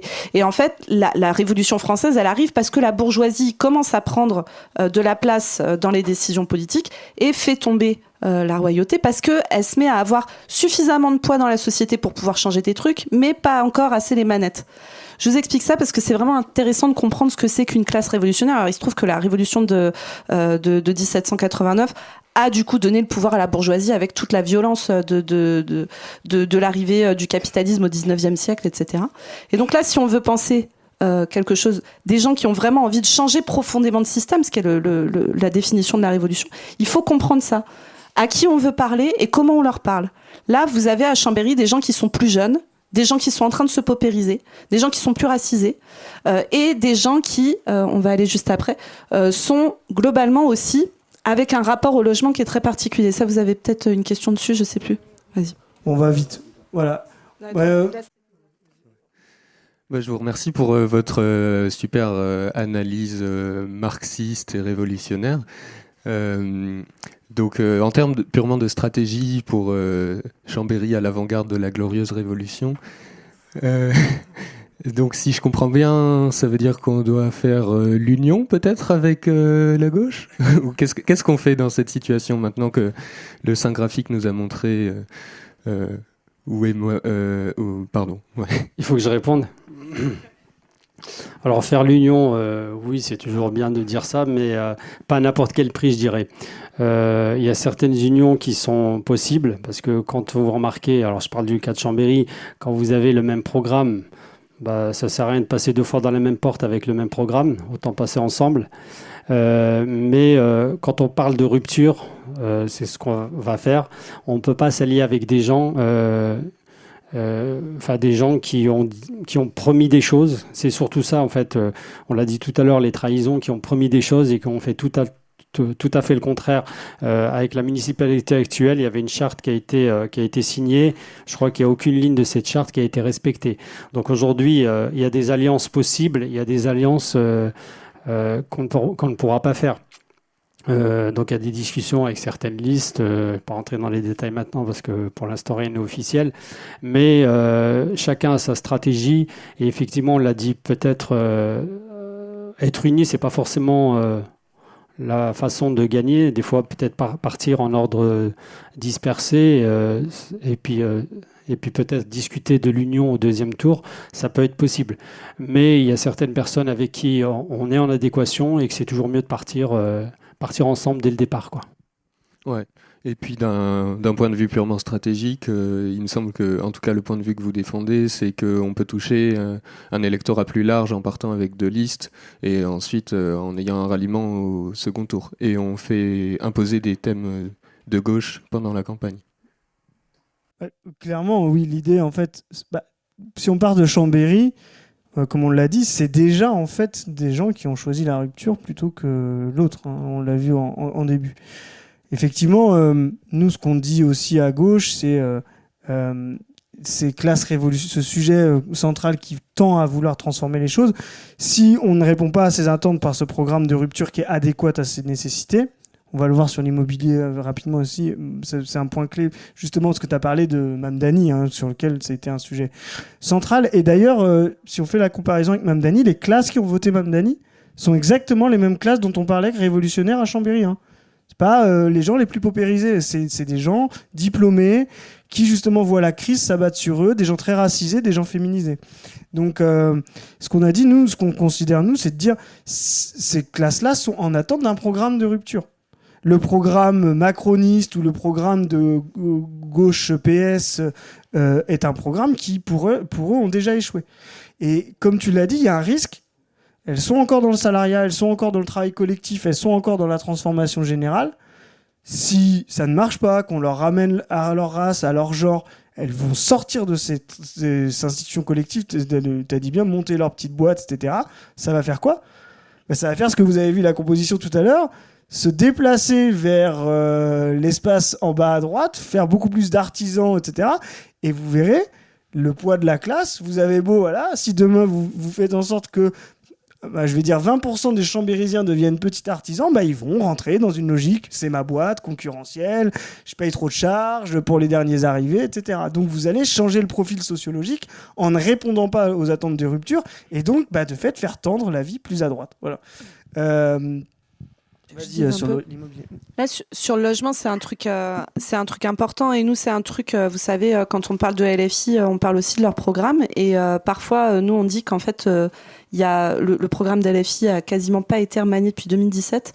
Et nous, vraiment, on pense qu'il y a des questions sur lesquelles, pour faire un vrai projet de rupture, c'est un peu limite. Et le logement fait partie de ces trucs où nous, on vient interroger ça. Parce que, regardez, là, vous avez le taux de propriétaires, donc moyen en France, le taux de propriétaires à Chambéry. À Chambéry, vous avez des gens qui sont massivement locataires. Qui dit locataire dit dépendant d'un propriétaire qui va prendre le fruit de votre force de travail pour se financer parce qu'il a le capital au départ pour acheter un appart. C'est un peu différent dans le cadre du logement social, mais il peut y avoir des relations avec les bailleurs qui sont extrêmement compliquées aussi. Mohamed a des... et là, vous voyez, le prix du capital immobilier à Chambéry, c'était globalement vachement moins cher pendant très longtemps. Et en fait, il y a eu un pic. Alors, je pense que c'est au moment où les gens ont commencé à aimer le ski, j'imagine. Et donc, ouais, c'est les années 50-60, là où vous voyez qu'en fait, le prix du capital a énormément monté. Donc, le prix du capital immobilier est quasiment au niveau national, un petit peu en dessous. Mais les gens sont nettement moins locataires. Et là, vous voyez, à l'échelle de la Savoie, c'est les prix des loyers en Savoie-Mont-Blanc. Et on voit des disparités de dingue. Mais pareil, je pense que la résidence secondaire, etc., doit peser très, très, très, très lourd dans ces foyers. Donc, vous voyez, plus c'est foncé, plus les loyers sont chers. Et là, on a des loyers qui sont de 15 à 20 euros du mètre carré. C'est-à-dire que ça commence à être vraiment très, très cher. En très clair, vous êtes à 7 à 9. Et donc... À Chambéry, vous avez 40% de propriétaires, ce qui est très peu. Et forcément, le taux de pauvreté, il est extrêmement lié au statut par rapport à votre résidence principale. Dans les propriétaires, on a 5% de gens qui sont en dessous du seuil de pauvreté. Dans les locataires, on est à 30%. Et en fait, c'est des trucs qui se répondent. C'est-à-dire que plus vous êtes pauvre, moins vous avez accès à la propriété de votre logement principal. Mais plus vous êtes locataire, plus ça vous appauvrit. Parce que vous vous retrouvez avec des loyers qui vont monter progressivement, etc. Et nous, on est des communistes marxistes. Parfois, les gens disent vous êtes contre toutes les propriétés, etc. Alors, sachez que quand vous regardez à l'échelle internationale, les pays dans lesquels il y a des taux de propriété privée du logement principal, je ne parle pas de gens qui achètent des apparts pour se faire de l'argent sur les loyers que payent d'autres gens. Il y a des pays dans lesquels vous avez des taux de propriété du logement qui sont entre 95 et 100%. Ce sont tous les pays de l'ex-bloc soviétique, la Chine, etc. C'est-à-dire que c'est des choses centrales dans l'émancipation personnelle des gens de pouvoir ne pas être dépendant d'un bailleur, d'un propriétaire pour pouvoir vous loger et pas de devenir multipropriétaire. Et ça, par exemple, c'est vraiment des axes sur lesquels il faut aller. À l'échelle des municipales, il y a des choses à faire sur le logement, vraiment, en termes d'expropriation de certains multipropriétaires, en termes de mise à disposition. Alors oui, quand on fait des expropriations massives, etc., ça a des effets de faire baisser globalement le prix de l'immobilier. Mais en fait, faire baisser le prix de l'immobilier, ça n'embête que les gens qui sont déjà largement propriétaires. Ouais, c'est aussi, nous, on est marxistes, on l'a dit, on est léninistes aussi. Lénine a proposé, face à une classe propriétaire en 17, un programme simple, de distribuer la terre aux paysans. Nous, notre programme, c'est de distribuer la propriété immobilière concentrée en quelques mains à tous les gens qui sont dans leurs appartements. Voilà. Donc, c'est le programme de Lénine actualisé. Aujourd'hui, pour nous, clairement, la propriété et sa concentration dans les mains et l'accumulation est un vrai problème. Et c'est aussi une dépendance. On l'a dit, soit des bailleurs privés qui s'enrichissent et qui font de la suraccumulation. J'ai entendu un peu de marxisme tout à l'heure, voilà. Mais et c'est aussi même le problème des bailleurs sociaux qui sont dans les mains de mairies, voilà, qui sont, je vais le dire un peu des fois, des pompes à corruption, qui sont pas toujours bien gérées, où les conditions sont parfois pas très bonnes. Et en fait, on se rend compte que distribuer la propriété, c'est aussi une manière de la distribuer collective. C'est pas distribuer chacun un petit pavillon comme on pouvait avoir. Non, c'est peut-être de dire, voilà, il y a des immeubles qui demain peuvent être gérés en syndicat de gens qui vont devenir propriétaires de chacun des appartements et qui vont organiser collectivement la gestion de leur immeuble, la rénovation de leur immeuble, etc. Mohamed, je pense que je te fasse la balle. Oui, s'il faut dire un mot sur les logements sociaux. Alors, tu parles de corruption. Si tu peux m'emmener les preuves, on en aura besoin. Oui, pas Chambéry, mais... Oui, Chambéry. Il n'y a que Chambéry qui m'intéresse. J'ai des preuves dans plein de villes. Oui, effectivement, on a un gros problème, notamment le bailleur social, le plus grand bailleur social de Chambéry, c'est Cristal Habitat, dont tu l'as rappelé, le président, c'est le maire actuel avec son adjoint. Et donc, effectivement, il y a un gros problème au niveau de ces logements sociaux parce que c'est des pompes qui ont aspiré de l'argent des locataires. Cet argent, on se demande ce qu'ils en ont fait parce qu'ils n'ont pas entretenu les bâtiments. En fait, les bâtiments n'ont pas été entretenus. Et Cristal Habitat, aujourd'hui, propose même des logements neufs à la vente. Et donc, j'ai l'impression qu'ils servent de l'argent de ces locataires pour construire du neuf. Le problème, c'est que les gens payent des loyers qui sont quand même extrêmement chers. On parle de logement social, mais on est à plus de 700, 800, voire plus euros par mois. Et c'est des logements... Alors, effectivement, quand le logement est adéquat, il est bien chauffé, il est bien isolé, il n'y a pas de souci. Mais on parle de passoires thermiques à 800 euros, où les gens, ils ont de l'humidité, ils ont de l'eau qui coule dans leur cuisine. Alors, il y a une grosse mobilisation qui a été faite dans le quartier, notamment, pour pas le citer, Cap à gauche, avec Guy, un révolutionnaire qui est toujours en marche. Il a monté beaucoup de collectifs, on l'a soutenu aussi, et on a beaucoup milité pour ça. Alors face à la grogne en fait des locataires, Cristal Habitat a mis en chose des places, ils ont fait des rénovations un peu de partout, mais c'est une vraie catastrophe. C'est-à-dire que certaines rénovations, ils ont donné les marchés à des entreprises qui ont sous-traité à des sous-traitants. Et donc forcément, à titre d'exemple, le square Yves Montand où je suis à Chambéry-le-Haut, ils ont changé les fenêtres. Il y a des fenêtres qui ne ferment pas alors qu'elles n'ont qu'une semaine, des volets qui bloquent alors que ça fait même pas un mois qu'ils sont installés, quoi. Et c'est très problématique. Alors, quand on vient leur parler de choses concrètes, par exemple l'isolation par l'extérieur, en parlant des ponts thermiques, on leur explique que voilà, nous, on est quand même des experts. Moi, j'ai fait de la physique, j'ai fait de la thermodynamique. Un pont thermique, la seule façon de l'arrêter, c'est d'isoler par l'extérieur. Parce que même si tu isoles à l'intérieur, le froid, il passe. Alors, on te dit non, c'est pas vrai. Voilà. Donc, on contredit la science pour des motifs financiers. Et donc, on fait semblant, on fait croire aux gens pour les calmer qu'on rénove, mais en fait, c'est de la rénovation à la baisse, vraiment qui ne tient pas la route. Et aujourd'hui, je pense que la municipalité actuelle, malheureusement, elle aura beaucoup de problèmes face à ses habitants qui sont très remontés. Et on a parlé de logements qui ont été amortis plus de 5 fois. Donc au bout d'un moment, quand un logement est amorti ou plus de 5 fois, soit il faut bien l'entretenir, ou après faire de l'accès à la propriété, comme tu le dis, et après laisser peut-être les gens assez responsables pour entretenir leur bâtiment personnellement, quoi. Il y a un rapport de subalternisation dans la location. Faut pas l'oublier, des gens comme ça, on considérait que les gens propriétaires seraient que des gens dignes. Et en fait, il y aurait des gens indignes d'être propriétaires. On le voit, hein. Les gens qu'on considère indignes d'être propriétaires, c'est des gens qu'on fait vivre dans des niveaux indignes. Taux de pauvreté qui est 7 fois supérieur dans des gens qui sont locataires. Pour finir, on va finir sur les quartiers prioritaires. Justement, de ce genre de politique. Donc, on a mis les quartiers clés, excusez-moi pour la faute d'orthographe, au Chambéry, Biolay. Alors, la Ravoire est pas un quartier. J'ai fait exprès de pas corriger, on me l'a dit, déjà pour montrer que je suis pas un chambérien. Voilà. Pour mettre deux choses. Un, mettez une liste quand même de rupture à la Ravoire, quoi. Voilà, faites quelque chose. Ou annexez la Ravoire avec Chambéry. Je sais pas, l'un ou l'autre, mais mettez dans le programme, quoi. Voilà. Mais ce qui était intéressant, c'est de montrer justement ces niveaux. Vas-y. Alors, attends. Là, c'est les niveaux de vie moyens. En bleu, les gens qui sont en dessous de 14 900 € par an. En rouge, des gens qui sont à plus de 30 000 et il y a un camailleux entre les deux. Et en fait, là, ce qu'on montrait, c'est que c'est dans les zones où vous avez des gens précarisés et de la mixité sociale, en fait, que là, vous allez pouvoir aller parler à des gens qui ont un intérêt à un projet de rupture. Vous allez dans les quartiers hyper bourgeois et tout ça, probablement que c'est pas eux qui vont être le plus intéressés par ce que vous avez à leur dire, quoi. C'est pour montrer à René où est-ce qu'il faut faire du porte-à-porte. Exactement, où est-ce qu'il faut aller tracter. Et donc, on vous le donnera. Et pour finir, voilà, nous, ce qu'on voit, mais c'est pour les villes comme Chambéry, mais pour les autres, sur le programme, en fait, il y a 3 grands axes.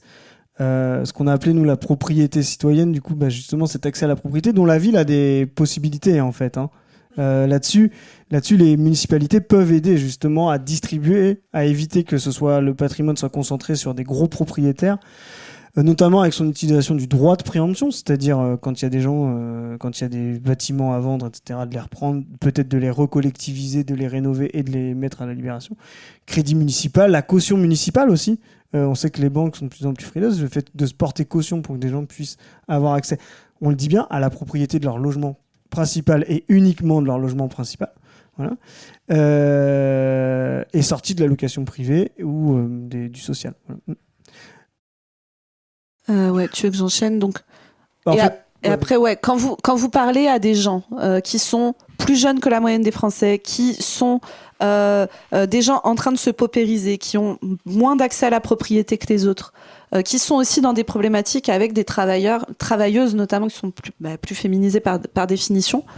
Là, les trucs qui vont parler, ça va être le besoin de services municipaux, ce qui n'est pas le cas de gens qui sont très bourgeois, qui ont les moyens de se payer un transport privé, qui ont les moyens de se payer une bagnole, etc. Et donc là, en fait, il faut que vous alliez parler donc accès loisirs et culture, parce que en fait, on a envie de vivre des moments sympas, quoi. Voilà. Transport gratuit et accès aux réseaux clés. Et là, on a cité l'eau notamment, qui est un enjeu majeur. Et là, ça, c'est des trucs, et ça rejoint un petit peu les problématiques qu'il y a eu à cette élection municipale de New York, qui a été hyper... mais ça, c'est des trucs centraux. C'est refaire des trucs où on fait du collectif, où on fait de la solidarité. Et c'est comme ça qu'on répond à l'extrême droite. Hein. L'extrême droite, on n'y répond pas en les débunkant un par un en disant « Ah mais non, il n'y a pas tant d'immigrés que ça en France et tout, faut pas faire ça. » En fait, même s'il y a plein d'immigrés en France, ce n'est pas un problème, d'accord ? Le problème n'est pas là. On répond à l'extrême droite en proposant un truc mieux. C'est comme ça qu'on fait, en proposant une vraie alternative. Et donc là, quand vous allez parler crèche publique, hein, parce que les crèches sont prises actuellement par des entreprises privées. Aurore Berger a traîné dans un scandale plus ou moins de corruption et tout, avec des gens qui en sont à rationner les repas des bébés. Enfin, je sais pas si vous vous rendez compte la folie, parce que parfois, il y a des bébés qui sont pas là, donc il y a des repas en trop. Donc du coup, on va rationner tous les bébés. Et donc le jour où tous les bébés sont là, les auxiliaires de puériculture, elles sont là à faire un demi-tiers de purée pour Timéo, parce qu'il a l'air d'avoir moins faim aujourd'hui. Enfin, est-ce que vous vous rendez compte du délire, quoi? Donc il faut des crèches municipale, collective, peut-être avec une possibilité de participation de la population, hein. Aller soutenir les MAM, les maisons d'accueil familial, les enjeux sur... parce qu'on vous parle de réarmement démographique, etc. Et avant d'aller nous faire absolument des gamins pour qu'on puisse les envoyer à la guerre, peut-être qu'on peut juste permettre aux gens qui en ont déjà de les élever dans de bonnes conditions. Ça peut peut-être être pas mal pour ces enfants et pour ces gens qui élèvent ces enfants.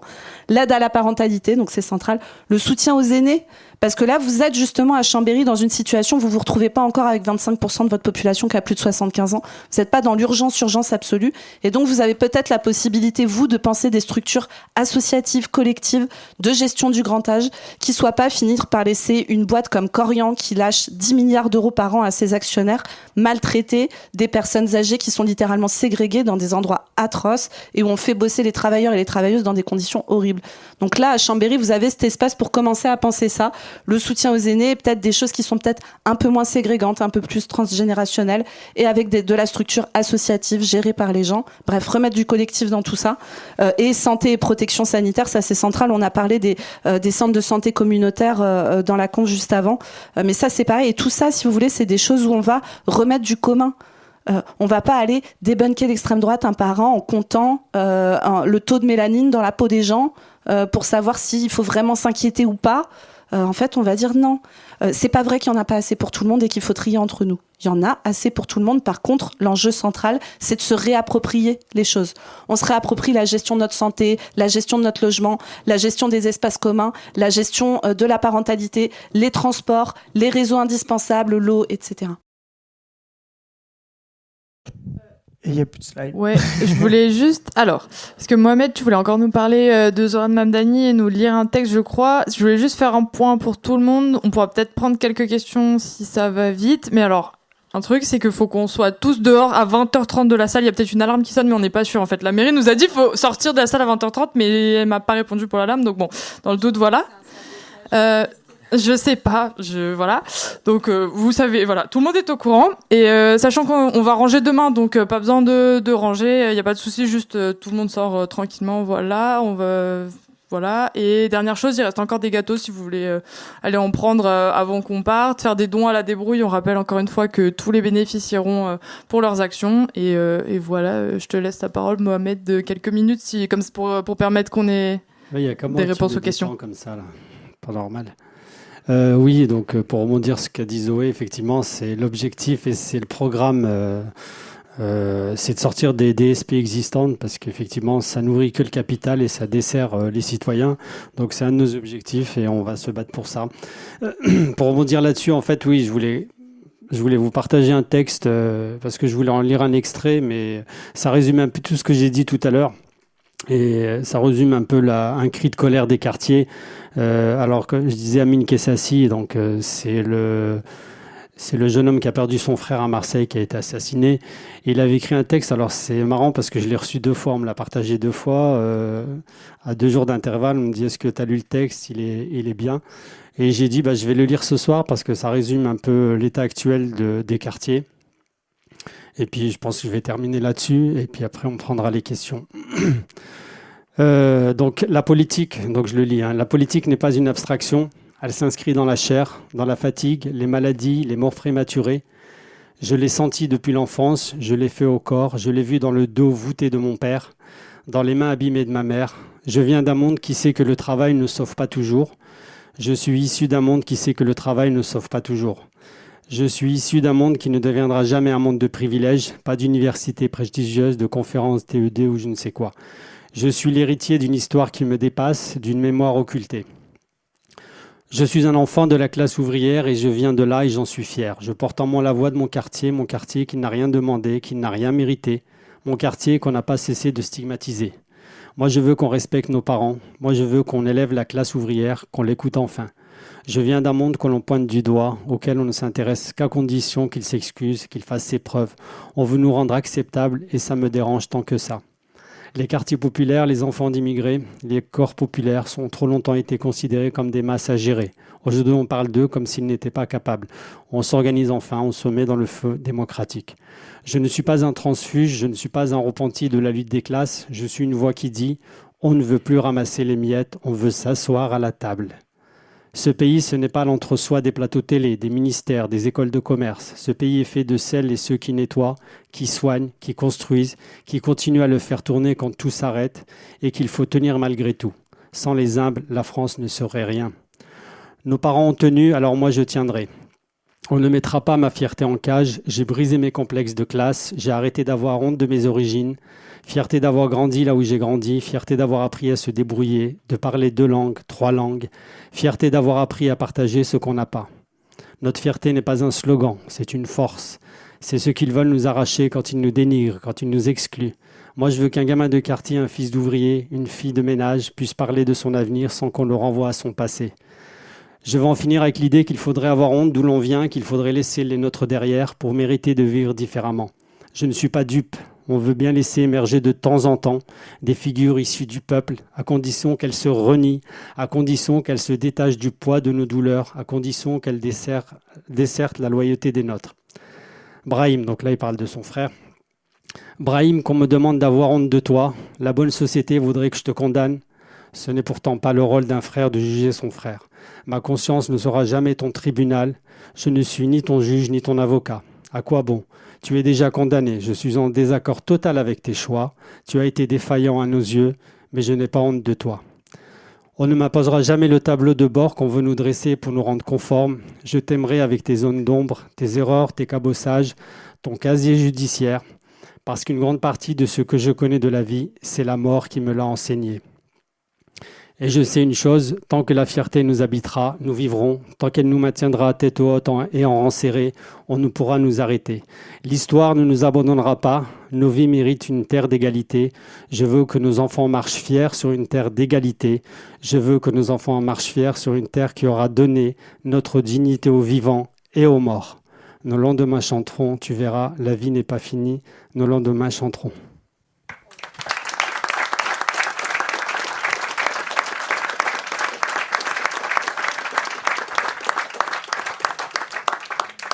Et donc, je voulais finir sur Zoran Mamdani, parce que tout à l'heure, je disais qu'il y a un exemple à suivre, parce que c'est quelqu'un qui est sorti en fait des codes, des façons de faire aux États-Unis, parce qu'aux États-Unis, c'est pas moi qui veux vous l'apprendre. Pour gagner une élection, il faut avoir beaucoup d'argent. Et ben en fait, il s'est moqué un peu de tout ça, parce qu'il a envoyé il s'est moqué en fait de la façon de faire. Il a fait à sa façon. Il a fait du porte-à-porte. Il avait plein de René avec lui. 3 millions, voilà, tu vois. 3 millions de René. Il nous en faut pas plus à Chambéry, hein. Une vingtaine suffiront. Et donc, il a fait beaucoup de porte-à-porte. Il allait en fait vers les gens. Il allait simplement faire du lien, discuter avec les gens. Et tout à l'heure, on me disait, en fait, il n'a jamais parlé des opposants, en fait. Il n'a jamais parlé des autres. Il a parlé que de lui et de son programme. Et les gens, en fait, ils attendent ça parce qu'ils en ont marre, en fait, de ce qui se passe. Ce qu'on dit à la télé, c'est pas ce que les gens pensent. Donc aujourd'hui, il faut aller vers les gens. Il faut tisser du lien. Donc voilà.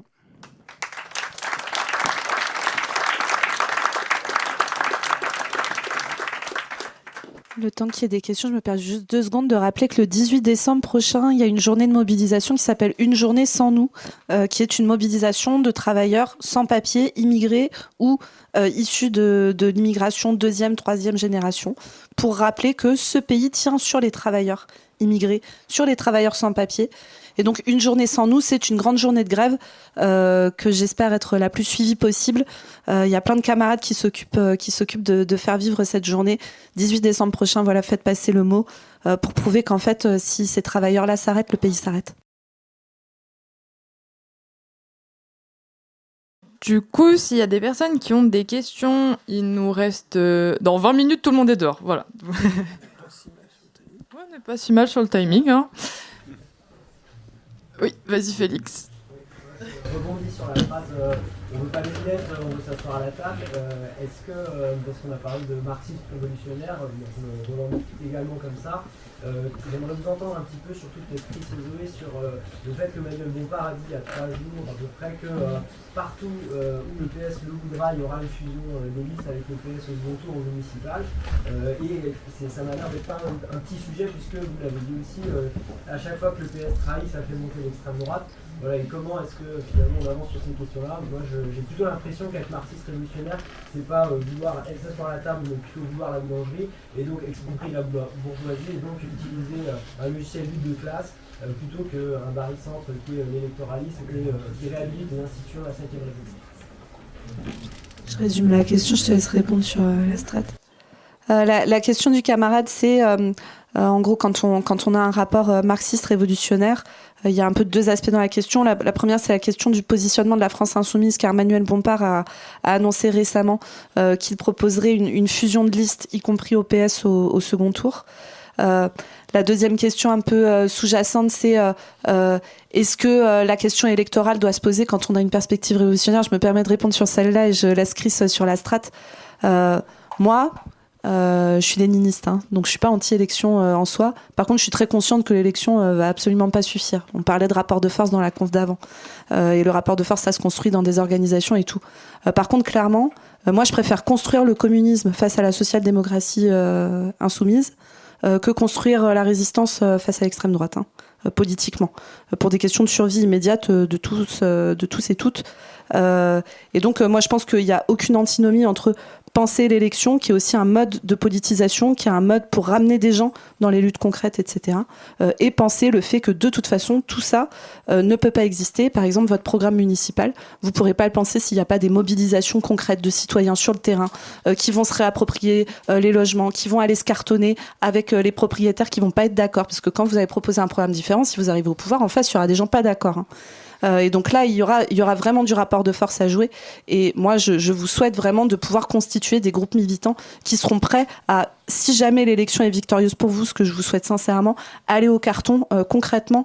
L'outil, ça peut être la grève parfois, c'est les mobilisations, c'est voilà. Et de toute façon, pour moi, ces 2 choses sont complémentaires. Je te laisse, Chris, sur la strate fusion de liste. Qu'on soit clair, là, on parle justement de l'élection municipale. Soit on en fait un processus simplement électoral, comme tu l'as dit, et on considère que c'est à partir de ça qu'on va tout changer.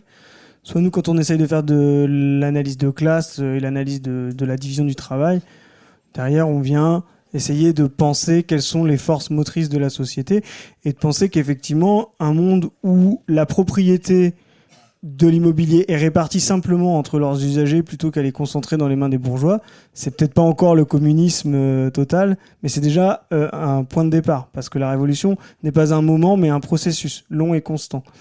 Sur Bompard, faudrait lui poser la question à lui. Je pense qu'il y a une question de tactique.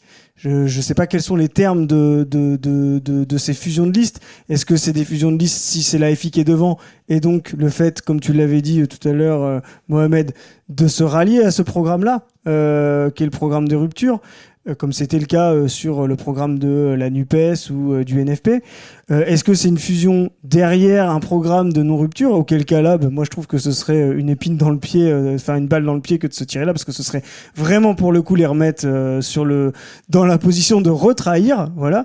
Donc non, je pense qu'il y a aussi qu'on soit clair, alors là c'est mon opinion, j'ai pas les off.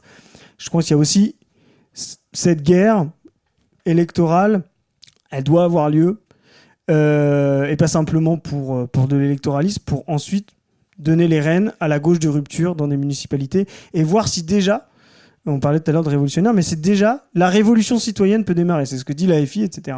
Moi, je pense que la révolution citoyenne, c'est le début d'un processus. J'espère qu'elle débouchera en révolution prolétarienne, voilà.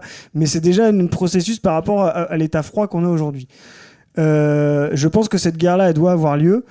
Je pense que Bompard, qui est malin, essaye de radicaliser les positions en montrant que le fait de ne pas vouloir s'unir, le fait de vouloir rejeter, ne vient pas de leur part, mais vient du PS qui aujourd'hui répond non à toutes ces fusions-là.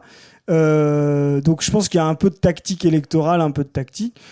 Qu'on soit clair, si demain, moi, je vois des gens de l'AFI se rallier à un programme du PS entre deux tours, au deuxième tour des municipales, ben, on sera les premiers à leur taper dessus parce que c'est vraiment tout l'inverse de ce qu'on vient de dire. Voilà, clairement.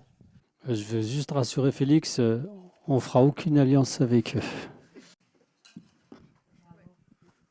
On prend une ou deux autres questions. Essayer de faire vite. Ça n'a pas vraiment de rapport avec les élections municipales, mais c'est en relation à une des dernières vidéos que vous avez sorties. C'était sur le thème du communisme et du rapport à la monnaie. Et du coup, je me demandais, en fait, là-dedans, il y avait un grand lien par rapport à l'idée de pénurie qui est organisée dans le capitalisme pour du coup qu'il y ait un profit qui se fasse dessus. Et du coup, je me demande, un truc qui était annoncé dans la vidéo, c'était que une des perspectives que permet le communisme, c'est justement d'éviter cette pénurie et permettre l'abondance. Dans un cadre d'un monde fini avec du coup des contraintes qui vont se faire au niveau de la planète et des ressources qui vont se raréfier, comment on arrive à avoir à la fois une abondance suffisante qui évite l'envie de réflexe de se jeter sur les choses et donc du coup d'aggraver la pénurie, tout en permettant du coup d'avoir une répartition des ressources qui évite ça et qui permet une perspective de sortie de la monnaie. Donc le camarade, je redis la question pour la capta, désolé, je refais ça. Donc le camarade dit, dans une perspective, de système communiste, on s'oppose à la pénurie qui est le fonctionnement même du capitalisme, de créer de la pénurie pour mettre de la concurrence, pour créer de la rareté, etc. Comment on peut penser l'abondance en sortant du mode capitalisme, en rentrant dans un mode communiste, dans un monde qui est fini, avec des ressources finies, etc. Alors, Chris, c'est ton sujet, ça. Go parler d'abondance en 2 minutes. Ouais, ça sort un peu des choses, mais c'est quand même intéressant parce que on va pas parler de l'abondance générale, mais je pense que la municipalité, quand on parle de gratuité, quand on parle de l'eau, par exemple, le fait d'éviter effectivement cette, comme on a parlé de pacte raciste et de devoir hiérarchiser qui a accès, qui n'a pas accès, qui vraiment est la matrice de toutes les formes de hiérarchisation sur les races, sur les genres, etc. C'est assez fondamental. Comment on fait ça ? En fait, ce qu'il faut bien comprendre, c'est que l'abondance, on peut le parler de manière moderne, c'est-à-dire de faire en sorte, ce qu'on dit, que chacun ait ce dont il ait besoin. Voilà. Il y a la formule de Marx qui dit de chacun selon ses moyens. C'est-à-dire vous êtes limité par le fait que vous ayez un bas salaire ou quoi que ce soit. C'est vos moyens. Aujourd'hui, vous avez ce que vos moyens vous donnent. Les besoins, c'est de dire, on va faire en sorte que, s'il faut 2 mètres cubes d'eau pour survivre et boire, il faut 2 mètres cubes d'eau à tout le monde et on va trouver les ressources. Le capitalisme, lui, crée de la pénurie.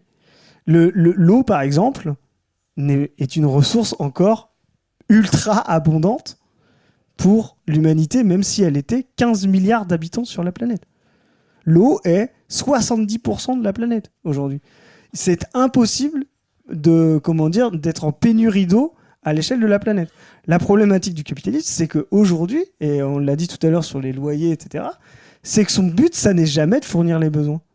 C'est toujours de faire en sorte de faire du profit. Et à un moment donné, c'est plus rentable de faire mourir 1 milliard de personnes sur la planète en fabriquant de l'eau en bouteille, en jetant. Vous avez vu, vous avez remarqué, sur les bouteilles, maintenant, il y a des dates de péremption. Des dates de péremption de l'eau. Ça n'a aucun sens en termes thermodynamiques, etc. Vraiment, ça n'a aucun sens. Il y a même maintenant, vous allez voir, du Nutri-Score sur l'eau. Si vous prenez de l'eau Nestlé, il y a du Nutri-Score sur l'eau. Donc l'eau est une ressource illimitée aujourd'hui pour l'humanité. Illimitée. Il y a d'autres ressources qui sont totalement inutilisées. Par exemple, prenons un exemple sur l'énergie. La géothermie est une ressource infinie. Mais ça demande des investissements, des moyens que le capitalisme ne se permettra jamais parce que ça ne rentabilise pas à court terme. Prenons le nucléaire, qui est un sujet sensible, mais sortons de la logique nucléaire que ce serait un problème. Le nucléaire a apporté de l'énergie, etc. Il y a des problématiques aujourd'hui. Mais si le capitalisme et les capitaux privés avaient dû inventer le nucléaire, c'est-à-dire la capacité de fournir de l'énergie à 50, 40 millions d'habitants, on serait encore au charbon et à la bougie. L'investissement qu'il faut dans le nucléaire nécessite de mettre en place des forces productives tellement énormes que seule l'organisation planifiée et collective les mettront en œuvre. Donc, c'est l'abondance et la rareté doit toujours être vue à travers le mode de production. Ce qu'on vous dit aujourd'hui qui est rare n'est rare que dans le mode de production capitaliste. La masse d'énergie, tu parlais de thermodynamique, mais vous vous rendez compte de la masse d'énergie qu'il y a sur la planète, en géothermie, en éolien, en maritime, etc. Ce qu'on vous dit que cette énergie ne peut pas fournir à tout le monde, c'est parce qu'effectivement, il faut des masses de mobilisation, de planification, qui demandent de l'énergie collective, de la distribution du travail collectif, comme au sortir de la guerre. Nous, on a l'habitude de dire au néolibéralisme, c'est une guerre qui a duré 40 ans à petit feu. Le monde néolibéral, depuis 40 ans, a tout détruit. A détruit les solidarités collectives syndicales, a détruit des quartiers, a détruit des services publics, a détruit l'accès à l'énergie, etc. Tout ça, c'est des processus de rarification, parce qu'à la fin, on concentre la richesse et on peut faire payer très cher à des gens encore très riches. Voilà. La rareté, sauf pour certaines choses, l'or ou le platine, qui ne sont que des cailloux, voilà. Donc ça n'a aucun sens. La rareté des besoins humains dépend du mode de production. Et je veux juste finir là-dessus. Les mêmes capitalistes disaient sous le siècle victorien que l'humanité était limitée à 1 milliard d'habitants capables de survivre à une moyenne d'âge de 40 ans parce qu'ils voyaient l'extinction du bois et du charbon avant qu'on aille sur le pétrole, etc. Ils avaient les mêmes logiques de pénurie. La pénurie est toujours une logique capitaliste, c'est de dire ça n'est pas rentable, donc ça ne sera jamais une ressource, donc celles qu'on a déjà qui font beaucoup de profit vont s'amenuiser, on ne peut faire qu'une chose, augmenter le prix et diminuer le nombre qui y ont accès. Non, effectivement, il faut se mobiliser, s'organiser, planifier pour rendre les choses abondantes. Voilà. Malheureusement, désolé, on va pas pouvoir prendre plus de questions pour pouvoir évacuer tout le monde sans fracas. Merci encore à Chris, à Zoé et à Mohamed d'être venus avec nous. Et puis merci à vous toutes et tous d'être venus à notre forum populaire. Et voilà, belle soirée à tout le monde. À bientôt.